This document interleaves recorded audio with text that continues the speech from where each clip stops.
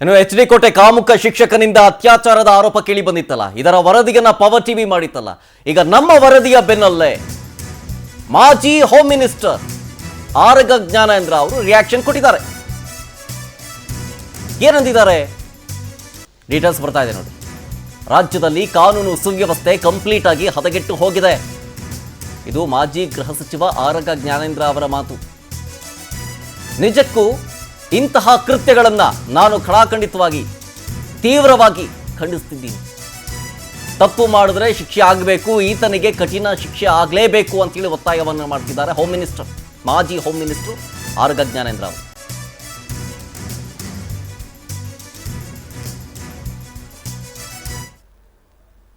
ಕಾನೂನು ಕ್ರಮ ಜರುಗಿಸ ಸರ್, ಇದು ಇತ್ತೀಚೆಗೆ ತುಂಬ ಆಗ್ತಾ ಇದೆ.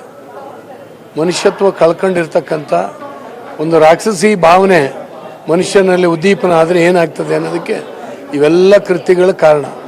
ಮತ್ತು ಈ ರಾಜ್ಯದಲ್ಲಿ ಕಾನೂನು ಸುವ್ಯವಸ್ಥೆ, ಪೊಲೀಸು, ಇದ್ರ ಬಗ್ಗೆ ಒಂದು ಭೀತಿ, ಒಂದು ಭಾವನೆ ಯಾವುದೂ ಇಲ್ದಿದ್ದಾಗ ಸ್ವೇಚ್ಛಾಚಾರಕ್ಕೆ ಇಳಿತಾನೆ ಮನುಷ್ಯ. ಆ ಪರಿಸ್ಥಿತಿಗಳು ಇತ್ತೀಚೆಗೆ ಆಗ್ತಾ ಇದೆ. ಇದು ಒಂದಲ್ಲ, ಸಾಕಷ್ಟು ಅತ್ಯಾಚಾರದ ಪ್ರಕರಣಗಳು ಹೊರಗೆ ಬರ್ತಾ ಇದ್ದಾವೆ. ಹೊರಗೆ ಬರೆದಿರೋಂಥವು ಎಷ್ಟೋ ಇದ್ದಾವೆ, ಆಗ್ತಾ ಇದೆ. ಖಂಡಿತವಾಗಿ ನಾನು ಇದನ್ನು ಖಂಡಿಸ್ತೇನೆ.